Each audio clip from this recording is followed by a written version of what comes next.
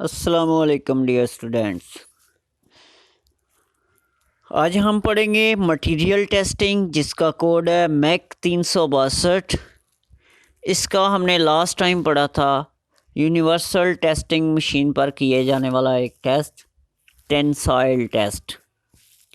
आज हम पढ़ेंगे इसी मशीन पर किए जाने वाला test, compression test. Compression test में ये देखा जाता है कि कोई मटेरियल कंप्रेसिव फोर्स यानी दबाव वाली फोर्सेस के दरमियान किस कदर मज़ाहमत पेश करता है। ये आपकी बुक पे पेज नंबर 58 पे दिया हुआ है। मैं इसी से आपको पढ़ाऊँगा और इसकी वजाहत कर दूँगा। फिर भी अगर आपको किसी पॉइंट की समझ ना आए, किसी सेंटेंस की, किसी डेफिनेशन की, किसी वर्ड की, तो आप मुझसे पूछ सकते हैं। तो पेज नंबर 58 पे है कंप्रेशन टेस्ट। आम धातों पर जब कंप्रेशन टेस्ट किया जाता है तो इसका करदार अमूमन टेंसाइल टेस्ट जैसा ही होता है। नमूने की लंबाई कुतर के हिसाब से रखी जाती है। नमूने की लंबाई कुतर के मसावी से लेके 2 गुना कुतर तक तय की जाती है, जबकि इस टेस्ट में नमूने के दोनों सिरों को महवर के रुख अंदर की तरफ दबाया जाता है, यानी दोनों एंड्स को एक दूसरे की तरफ दबाया जाता है, जिससे दबाव टेस्ट के दौरान लंबाई कम होती है और कुतर बढ़ता है। कुतर का बढ़ना लेटरल डिफॉर्मेशन कहलाता है और लंबाई का छोटा होना लॉन्गिट्यूडनल डिफॉर्मेशन कहलाती है। यूटीएम मशीन जो मैंने आपको लास्ट टाइम दिखाई भी थी और बताया भी था कि उसके निचले वाले हिस्से में 2 प्लेट्स होती हैं। उनके दरमियान वर्कपीस को वर्टिकली रखा जाता है। किसी भी होल्डिंग डिवाइस के साथ होल्ड नहीं किया जाता। बस इस बात का ख्याल रखा जाता है कि टेस्ट पीस जो है वो बिल्कुल सीधा वर्टिकल 90 के एंगल पे रहे। ये जो निशान मैंने लगाया है यहाँ तक आप याद करेंगे। बाकी ये समझ लें कि इस लेक्चर का इम्पोर्टेंट 3 हिस्सा है। बाकी ये जो है ये इसकी आप जस्ट रीडिंग कर लेंगे कि दबाव टेस्ट में या कंप्रेशन टेस्ट में स्ट्रेस का फैलाव, distribution of intensity of stress कुछ इस शक्ल के मुताबिक होती है। बलाई और जेरी टेबल की सतह और नमूने की सतह के दरमियान फ्रिक्शन मुदाखलत करती है। इसके लिए नमूने के दोनों सिरे बाहर फैल नहीं सकते।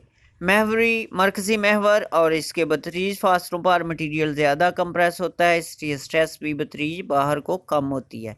इस फ्रिक्शन को कम अज़ कम करने के अमूमन प्लेटन और नमूने के दरमियान ऑयलिंग कर ली जाती है, जिससे प्लेट्स लिखा हुआ है लफ्ज़, प्लेट्स और वर्कपीस के दरमियान ऑयलिंग कर ली जाती है, जिससे स्ट्रेस की बेकायदा शरह को कदरे कंट्रोल कर लिया जाता है।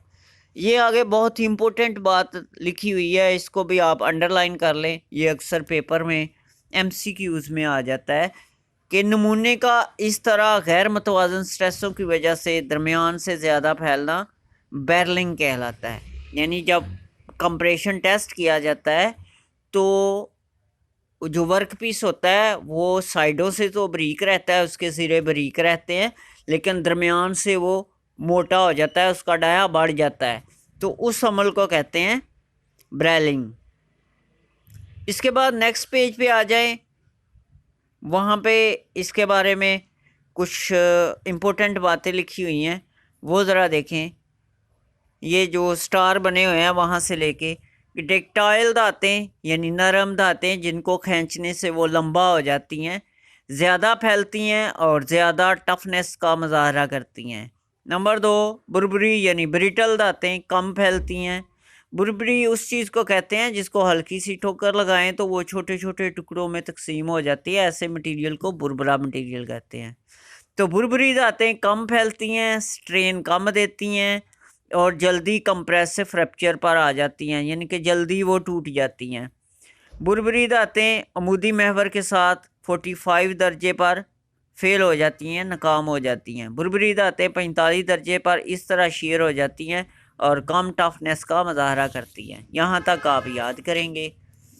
इसके बाद आप लिखेंगे कि कंप्रेशन टेस्ट का तरीका क्या है। ये समझ ले कि आपके टॉपिक का इम्पोर्टेंट 3 हिस्सा है। सबसे के पहले वर्कपीस को दोनों प्लेटों के मरकज़ में सीधा आमूदन 90 डिग्री पे रखा जाता है। उसके बाद मशीन को ऑन करके बग़ैर वर्कपीस को लोड अप्लाई किए चेक कर लिया जाता है कि मशीन के सारे कंपोनेंट्स जो हैं वो सही काम कर रहे हैं। उसके साथ अटैचमेंट्स जो थी कंप्रेसोमीटर और स्ट्रेस स्ट्रेन कर्व हासिल करने के लिए वो मेकानिज़म साथ अटैच कर दिया गया है। ख्याल रहे कि कुव्वत यूनिफॉर्म लगाने के लिए लोड मेंटेनर को ज़रूर सेट करते हैं, यानी वो जो डायल था, बड़ा डायल मैंने आपको दिखाया था जिस पे 3 स्केल्स थी, 2 पॉइंटर थे, उसको 0 पे सेट किया जाता है। ग्राफ ट्रेस करने के लिए स्ट्रेनिंग यूनिट और ग्राफ ट्रेसिंग यूनिट को सेट कर लें। जब हम यूटीएम मशीन पे गए थे तो उसके इंडिकेटिंग यूनिट के साथ एक ड्रम लगा हुआ था, उसमें एक पेन होल्डर था। आपको मैंने दिखाया था कि यहाँ पे पेपर लपेट लेते हैं और यहाँ पे पेन लगा देते हैं। उसको स्ट्रेनिंग यूनिट के ग्राफ बनाने के लिए यानी स्ट्रेस स्ट्रेन कर्व बनाने के लिए यूज़ किया जाता है, उसको सेट किया जाता है। उसके बाद वक्फे से लोड और डिफॉर्मेशन को नोट करते रहते हैं। लोड मैंने आपको बताया था कि 60 मिनट फ़ी चक्कर के हिसाब से, यानी बहुत आहिस्ता आहिस्ता अप्लाई किया जाता है ताकि मटेरियल के बिहेव का पता चलता रहे। और जैसे जैसे डिफॉर्मेशन होती रहती है वो स्ट्रेस स्ट्रेन कर्व से हमें पता चलता रहता है, उसको नोट करते जाते हैं। खुसूसन लंबाई में तब्दीली का ख्याल रखा जाता है। और यूँ ही मटेरियल यील्ड पॉइंट पे पहुंचता है कंप्रेसोमीटर को उतार लिया जाता है। अगर हम कंप्रेसोमीटर नहीं उतारेंगे तो वो उसके टूटने का या ख़राब होने का ख़दशा होता है। इसकी तमाम रीडिंग ऑब्जर्वेशन चार्ट पर नोट कर ली जाती हैं और एंड पे नताइज अखज़ कर लिए जाते हैं। इसकी टर्म्स में भी आप ये जो स्ट्रेस स्ट्रेन कर्व है जो मैंने टेंसाइल टेस्ट में बनवाई थी आपसे, वही बना सकते हैं। वही stress strain plasticity elasticity yield point ultimate stress breaking point और नेक की डेफिनेशंस आप वही लिखेंगे। फ़र्क सिर्फ ये है कि उसमें जो स्ट्रेस पैदा होती है वो टेंसाइल स्ट्रेस कहलाती है और इसमें जो स्ट्रेस पैदा होती है वो कंप्रेसिव स्ट्रेस कहलाती है।